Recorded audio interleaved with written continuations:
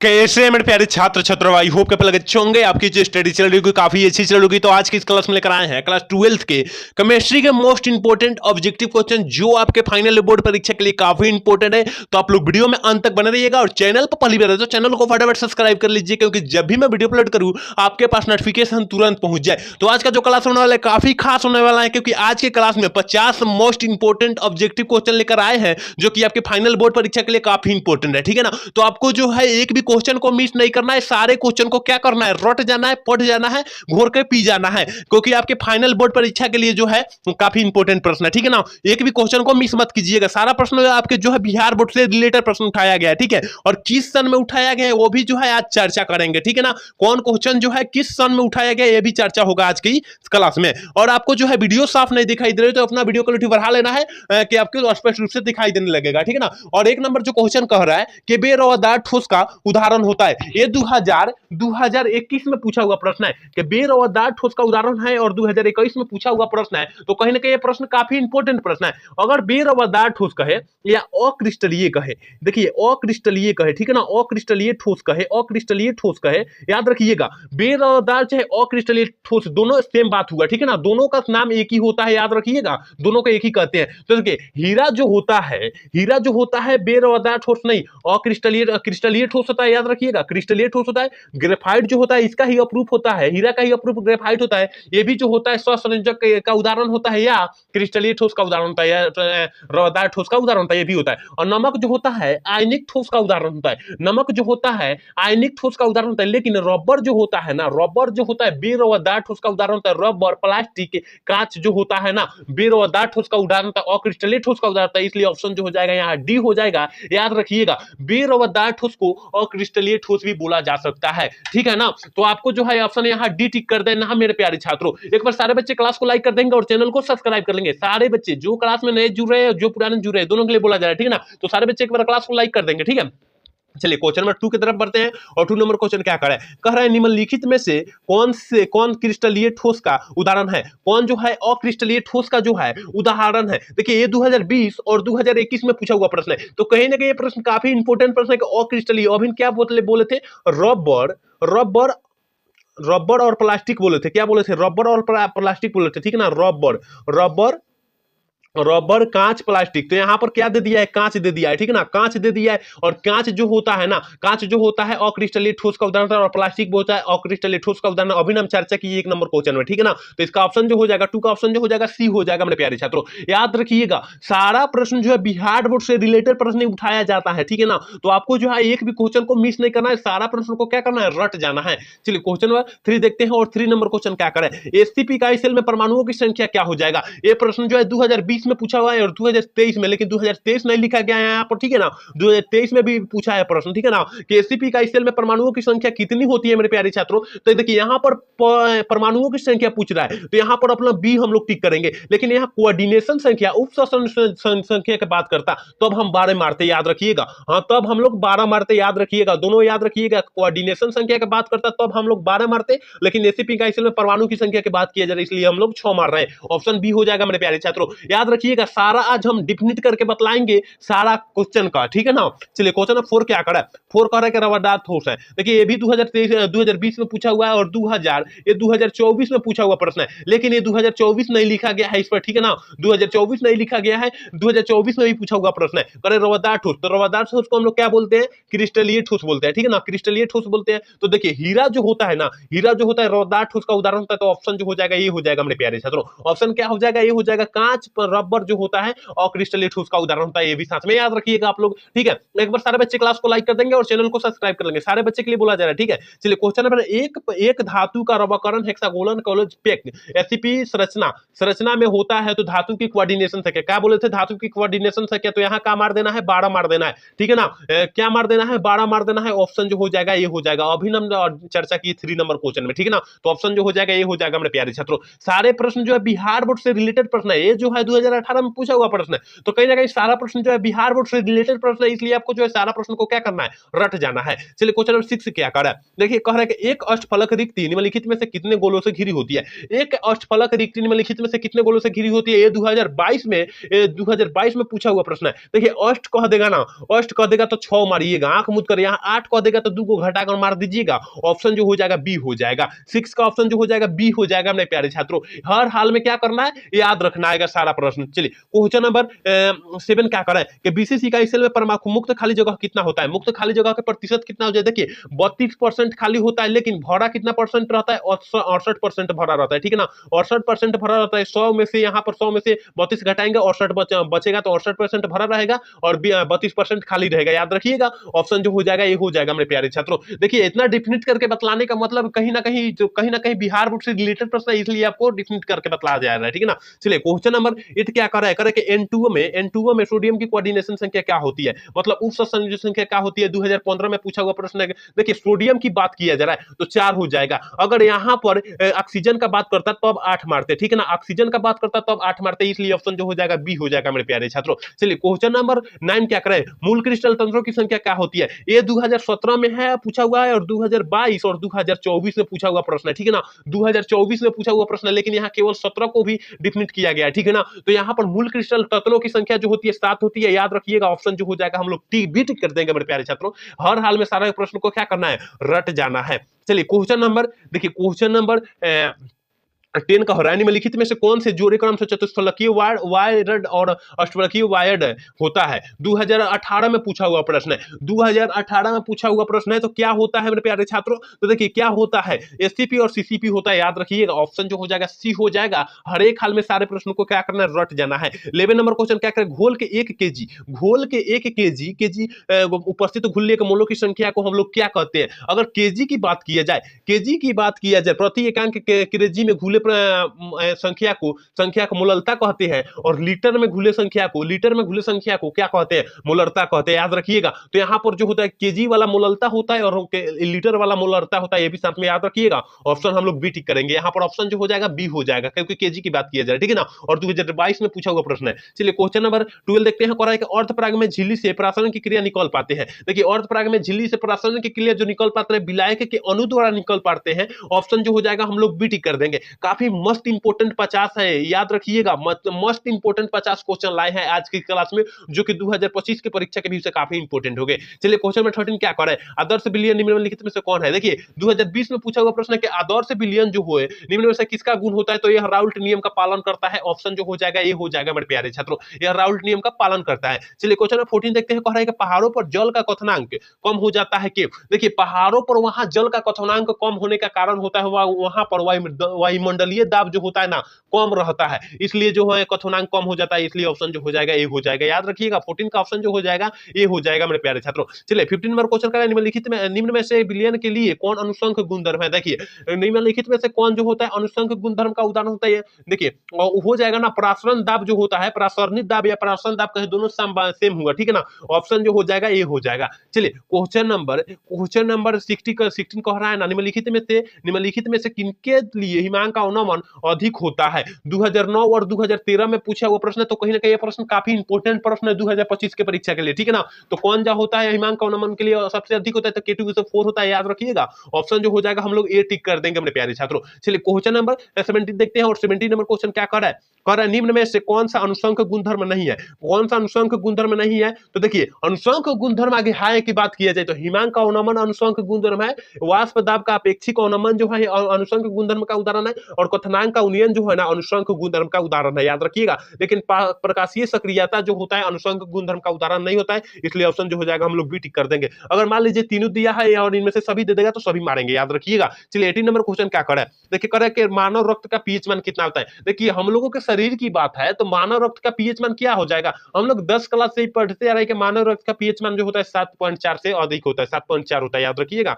चलिए question number क्या कह रहा है, क्वेश्चन नंबर 19 कह रहा है कि शुद्ध जल का पीएच मान, मतलब मतलब शुद्ध जल का पीएच मान वो होता है उदासीनीकरण होता है, उदासीनीकरण होता है, याद रखिएगा। उदासीनीकरण का पीएच मान कितना होता है? 7 हो जाता है। ऑप्शन जो हो जाएगा डी हो जाएगा। वही पूछा जा रहा है कि शुद्ध जल का पीएच मान क्या हो जाएगा, और 2019 में पूछा हुआ प्रश्न है, ठीक है ना। तो ऑप्शन डी हम लोग टिक कर देंगे मेरे प्यारे छात्रों, याद रखिएगा। चलिए क्वेश्चन नंबर 20 देखते हैं, और 20 नंबर क्वेश्चन क्या करें, टीनल प्रभाव पाया जाता है। 2021 में प्रश्न पूछा हुआ है और 2023 में पूछा हुआ प्रश्न है। जाकर मॉडल सेट अपना उठाकर देखिएगा, 2021 और 2023 में पूछा हुआ प्रश्न है, ठीक है ना। कि टिंडल प्रभाव पाया जाता है, किसमें पाया जाता है? सॉल्व में पाया जाता है। ऑप्शन सी हो जाएगा। चलिए 21 नंबर क्वेश्चन क्या कह रहा है, कह रहा है कि प्रसरणी दाब बढ़ता है जब तापक्रम बढ़ता है, जब तापक्रम बढ़ता है। प्रसरणी दाब बढ़ता है जब तापक्रम बढ़ता है। ऑप्शन जो हो जाएगा ये हो जाएगा। ये 2016 में पूछा हुआ प्रश्न है, याद रखिएगा। सारा प्रश्न जो है बिहार बोर्ड से रिलेटेड प्रश्न है, ठीक है ना मेरे प्यारे छात्रों। एक बार सारे बच्चे क्लास को लाइक कर देंगे और चैनल को सब्सक्राइब कर लेंगे। सारे बच्चे जो क्लास में नए जुड़ रहे हैं और जो पुराने जुड़ रहे हैं, दोनों के लिए बोला जा रहा है, ठीक है। चलिए 22 नंबर क्वेश्चन क्या कह रहा है, कह रहा है देखिए क्या कह रहा है, कह रहा है कि विद्युत अपघट्ट के नियम दिए थे। विद्युत अपघट्ट के जो नियम दिए थे भैया फैराडे जी ने दिए थे। ऑप्शन जो हो जाएगा ना 22 का ऑप्शन जो है हम लोग बी टिक करेंगे, सी टिक करेंगे, ठीक है ना। सी टिक करेंगे, ऑप्शन जो हो जाएगा फैराडे ने किए थे। चलिए क्वेश्चन नंबर 23 कह रहा है कि बिलियन की चालकता समानुपाती होती है। बिलियन की चालकता समानुपाती किसके होती है? आयनों की संख्या किस समानुपाती होती है? ऑप्शन बी हो जाएगा। ये प्रश्न 2020 और 2023 में पूछा हुआ प्रश्न है, जाकर देख लीजिएगा। 2020 और 2023 में पूछा हुआ प्रश्न है, ठीक है ना। कि बिलियन की चालकता के समानुपाती होती है आयनों की संख्या पर, याद रखिएगा, ठीक है। चलिए 24 नंबर क्वेश्चन करेंगे, हाइड्रोजन ऑक्सीजन सेल निम्नलिखित में से किस तरह का सेल है? हाइड्रोजन और ऑक्सीजन किस प्रकार का सेल है मेरे प्यारे छात्रों? ये परीक्षा में बार बार पूछने वाला प्रश्न है। 2021 में पूछा हुआ प्रश्न है, ठीक है ना। 2021 में पूछा हुआ प्रश्न है, ईंधन सेल है, याद रखिएगा। हाइड्रोजन और ऑक्सीजन जो होता है ईंधन सेल होता है। ऑप्शन जो हो जाएगा सी हो जाएगा। और देखिए यहाँ पर लेड सेल, द्वितीयक सेल और लेड संचायक सेल जो होता है, दोनों का एक ही नाम होता है। द्वितीयक सेल को लेड संचायक सेल भी कहा जाता है, ये भी साथ में याद रखिएगा, ठीक है ना। चलिए क्वेश्चन नंबर 25 देखते हैं क्या कह रहा है। देखिए कह रहा है ना, कह रहा है कि निम्नलिखित में से कौन सबसे शक्तिशाली अक्षिकारक है? देखिए अक्षिकारक की बात किया जाए, अक्षिकारक की बात किया जाए तो हम लोग क्या मारेंगे? F2 मारेंगे। लेकिन अवकारक की बात करता, अवकारक की बात करता तो अब हम लोग I2 मारते। तो यहाँ पर क्या अक्षिकारक की बात कर दिया है तो F2 मारेंगे। ऑप्शन जो हो जाएगा ये हो जाएगा मेरे प्यारे छात्रों। यहाँ पर ध्यान से देख लीजिएगा थोड़ा, ठीक है। चलिए क्वेश्चन नंबर 26 कह रहा है ना, निम्नलिखित में से कौन द्वितीयक सेल है? अभी हम जो है 24 नंबर क्वेश्चन में बताया कि क्या द्वितीयक सेल के और नाम से क्या जानता है? लेड स्टोरेज बैटरी से, मतलब लेड स्टोरेज बैटरी या सेल कहे इंग्लिश में क्या होता है? सेल होता है। ऑप्शन जो हो जाएगा बी हो जाएगा मेरे प्यारे छात्रों। चलिए 27 नंबर क्वेश्चन करें कि 96,500 कूलम विद्युत धारा CuSO4 के घोल में मुक्त करती है। मुक्त कितना करती है? तो देखिए काफी बच्चे 63.5 ग्राम मारेंगे, लेकिन गलत हो जाएगा। यहाँ पर 31.75 ग्राम कॉपर मारना है, याद रखिएगा, ठीक है ना। 31.75 ग्राम कॉपर मारना है, ठीक है। चलिए क्वेश्चन नंबर 28 देखते हैं, कह रहा है कि 1 फैराड बराबर होता है, आपको पता होना चाहिए कि 1 फैराड बराबर 96,500 कूलम होता है। 96,500 कूलम होता है तो कितना में होता है? लगभग में होता है, लगभग में होता है। ऑप्शन जो हो जाएगा सी हो जाएगा मेरे प्यारे छात्रों। ऑप्शन जो हो जाएगा सी हो जाएगा। 29 नंबर क्वेश्चन क्या कह रहा है, कह रहा है कि किसी सेल अभिक्रिया का साम्यावस्था पर सेल का विद्युतवाहक बल होता है। सेल का विद्युतवाहक बल क्या होता है? तो शून्य हो जाता है। ऑप्शन जो हो जाएगा बी हो जाएगा। 30 नंबर क्वेश्चन क्या कह रहा है, गैल्वेनिक सेल में एनोड होता है। गैल्वेनिक सेल में एनोड क्या होता है? तो देखिए गैल्वेनिक सेल में एनोड जो होता है ऋणात्मक होता है, याद रखिएगा।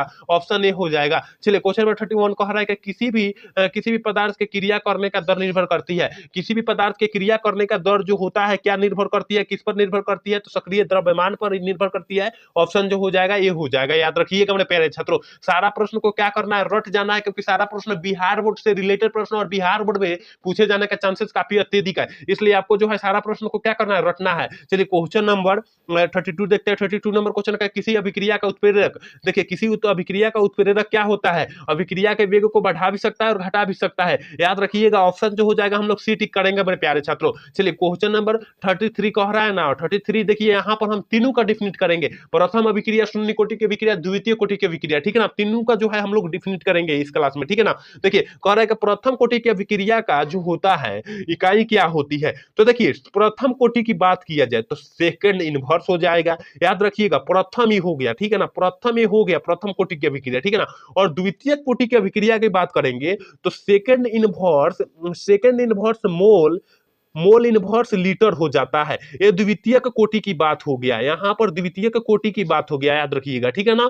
और देखिए यहाँ पर अब देखिए शून्य कोटि की बात किया जाए तो mole inverse mole inverse litre second inverse litre inverse second inverse, ठीक है ना। यहाँ पर मोल इनवर्स नहीं रहेगा, ठीक है ना, मोल इनवर्स नहीं रहेगा, याद रखिएगा, ठीक है ना, मोल इनवर्स नहीं लगेगा। इस शून्य कोटि की अभिक्रिया हो गया। यहाँ पर तीनों का हम लोग डिफिनिट किए, याद रखिएगा, तीनों का स्क्रीनशॉट मार्क रखिएगा कि शून्य कोटि का जो होता है second inverse mole litre inverse होता है, याद रखिएगा। और मोल लीटर सेकंड इनवर्स जो होता है शून्य कोटि की अभिक्रिया, टाइम इनवर्स जो होता है सेकंड इनवर्स जो होता है प्रथम कोटि की अभिक्रिया होता है। ऑप्शन जो हो जाएगा ये हो जाएगा मेरे प्यारे छात्रों। चलिए क्वेश्चन नंबर 34 देखते हैं। 34 नंबर क्वेश्चन क्या कर रहा है, देखिए कह रहा है ना, किसी अभिक्रिया का वेग निम्नलिखित में से किसे व्यक्त करता है, वेग का के ए स्क्वायर बी, तो अभिक्रिया की कोटि क्या हो जाएगी। देखिए यहाँ पर जो है इस तरह का आए ना, अगर आएगा इस तरह का तो के बराबर के ए बराबर इंटू में इस तरह दे दीजिएगा, और बी के पावर कुछ भी नहीं है तो यहाँ पर एक धर लीजिएगा और पावर को जोड़ दीजिएगा, ठीक है ना, +1 तो यहाँ पर 3 हो जाएगा परिभाषा के अनुसार से, ठीक है ना। ऑप्शन जो हो जाएगा बी हो जाएगा मेरे प्यारे छात्रों। चलिए क्वेश्चन नंबर 35 कह रहा है ना, कह रहा है कि किसी शून्य कोटि की अभिक्रिया का दर निश्चित होती है, हमेशा निश्चित होती है या समान होती है, याद रखिएगा। शून्य कोटि की अभिक्रिया का दर जो होता है समान होता है और निश्चित भी होता है, याद रखिएगा। ऑप्शन जो हो जाएगा ये हो जाएगा। चलिए क्वेश्चन नंबर क्या 36 कह रहा है ना, कह रहा है कि प्रथम कोटि की अभिक्रिया के लिए 1/2 टी 1/2 का मान होता है। 2016 और 2020 में पूछा हुआ प्रश्न है, तो कहीं ना कहीं काफी इंपोर्टेंट प्रश्न है। क्या होता है 0.693 बटा के होता है, याद रखिएगा। ऑप्शन जो हो जाएगा बी हो जाएगा। चलिए 37 नंबर क्वेश्चन क्या कह रहा है, 37 नंबर क्वेश्चन कह रहा है ना, कह रहा है कि किस कोटि की अभिक्रिया के लिए वेग तथा वेग स्थिरांक की इकाई जो समान होती है। अभी हम क्या बोले थे कि शून्य कोटि की अभिक्रिया के लिए वेग तथा वेग की स्थिरांक की इकाई जो होती है समान होती है। ऑप्शन ए हो जाएगा मेरे प्यारे छात्रों, याद रखिएगा, ऑप्शन ए हो जाएगा। सारा प्रश्न को क्या करना है, रट जाना है, सारा प्रश्न बिहार बोर्ड से रिलेटेड प्रश्न है, एक भी क्वेश्चन को मिस नहीं करना है। अभी तक मेरे क्लास को लाइक नहीं किया और चैनल को सब्सक्राइब करनी है तो फटाफट कर लीजिए, ठीक है। चलिए क्वेश्चन नंबर 38 क्या कर रहा है, कह रहा है ना, अभिकारक कणुओं के उत्पादन में उत्परिवर्तन होने की आवश्यक न्यूनतम ऊर्जा क्या होती है जल्दी से जो है ना 38 का ऑप्शन बतला दीजिए मेरे प्यारे छात्रों, क्या हो जाएगा। तो सक्रिय ऊर्जा होती है, क्या होती है, सक्रिय ऊर्जा होती है। ऑप्शन सी हो जाएगा। 39 नंबर क्वेश्चन क्या करे, प्रथम कोटि की अभिक्रिया का अर्ध आयु निर्भर करता है। प्रथम कोटि की अभिक्रिया का अर्ध आयु जो निर्भर करता है प्रतिकारक का अभिकारक के सांद्रण पर करता है। ऑप्शन जो हो जाएगा ये हो जाएगा। चलिए 40 नंबर क्वेश्चन क्या कह रहा है, कह रासायनिक अधिशोषण में कितने परतें होती है। रासायनिक अधिशोषण की बात किया जाए तो एक हो जाएगा, याद रखिएगा। ऑप्शन जो हो जाएगा एक हो जाएगा मेरे प्यारे छात्रों। चलिए 41 नंबर क्वेश्चन का रासायनिक अधिशोषण अभिक्रिया है। रासायनिक अधिशोषण अभिक्रिया जो है अनुत्क्रमणीय है, याद रखिएगा। ऑप्शन बी हो जाएगा। 2020 में पूछा हुआ प्रश्न है, तो कहीं ना कहीं ये प्रश्न काफी इंपॉर्टेंट प्रश्न है। 42 नंबर क्वेश्चन क्या कर रहा है, निम्न में से किसमें टिंडल प्रभाव पाया जाता है। किसमें जो होता है टिंडल प्रभाव पाया जाता है, ये भी 2020 में पाया जाता है। तो चीनी के घोल में जो होता है टिंडल प्रभाव पाया नहीं पाया जाता है। ऑप्शन जो हो जाएगा ये हो जाएगा। चलिए क्वेश्चन नंबर 43 कह रहा है कि सामान्य ताप एवं दाब में किसी गैस के 1 मोल का आयतन होता है। देखिए कितना होता है, तो 22.4 लीटर होता है, याद रखिएगा। ऑप्शन बी हो जाएगा मेरे प्यारे छात्रों। ऑप्शन क्या हो जाएगा, बी हो जाएगा। 44 नंबर क्वेश्चन का दूध का एक उदाहरण है। देखिए दूध का एक उदाहरण जो होता है ना, पायस होता है, याद रखिएगा। ऑप्शन जो हो जाएगा डी हम लोग टिक कर देंगे मेरे प्यारे छात्रों। दूध का एक उदाहरण जो होता है पायस होता है। चलिए 45 नंबर क्वेश्चन क्या करें, निम्नलिखित में से कौन ठोस समुदाय कौन है। ठोस समुदाय कौन है, संश्लेषित जेम है मेरे प्यारे छात्रों, याद रखिएगा। संश्लेषित जेम जो है ठोस का समुदाय है। चलिए क्वेश्चन नंबर 46 कह रहा है ना, निम्नलिखित में से कौन लाइफिलिक कोलाइड नहीं है। लाइफिलिक कोलाइड की बात किया जा रहा है कि लाइफिलिक कोलाइड जो है कौन नहीं है, तो कुहासा नहीं है, ठीक है ना। और लाइफिलिक कोलाइड है गोंद है, याद रखिएगा। अगर लाइफिलिक कोलाइड की बात करता है तो गोंद हो जाता है। चलिए 47 नंबर क्वेश्चन क्या करें, भौतिक अधिशोषण में लगभग ऊष्मा उत्सर्जित होता है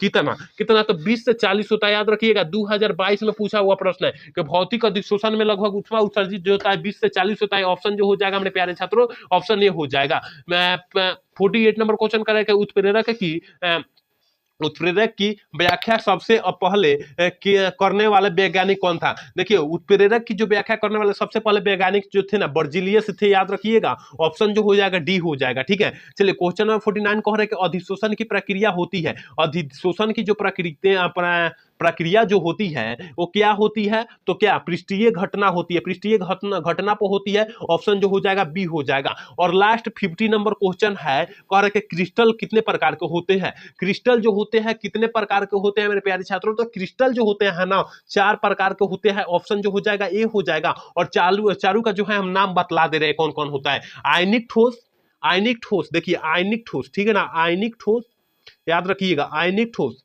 और क्या सहसंयोजक ठोस यानी नेटवर्क ठोस, ठीक है ना। सहसंयोजक का नेटवर्क ठोस होता है, नेटवर्क, नेटवर्क ठोस याद रखिएगा। और फिर से धात्विक ठोस, ठीक है ना, धात्विक ठोस, धात्विक ठोस और आणविक ठोस, ठीक है ना, आणविक, आणविक लिखिएगा, ठीक है, आणविक ठोस। यहाँ चार होता है, चार प्रकार का ठोस होता है, याद रखिएगा। यहाँ पर 50 मोस्ट इंपोर्टेंट ऑब्जेक्टिव क्वेश्चन बतलाए हैं। उम्मीद करते हैं आप पूरा क्लास देखे होंगे तो समझ में आया होगा। अगर नहीं भी समझ में आया होगा तो पूरा क्लास जाकर फिर से देख लीजिए, समझ में आ जाएगा। और आज का क्लास देख पूछिए कैसा लगा, आप लोग कमेंट करके बताइएगा, कमेंट सेक्शन में बताइएगा कि आज का क्लास जो है कैसा लगा। और अच्छा लगा होगा तो चैनल को सब्सक्राइब और लाइक करना न तो भूलिएगा। जय हिंद, जय भारत।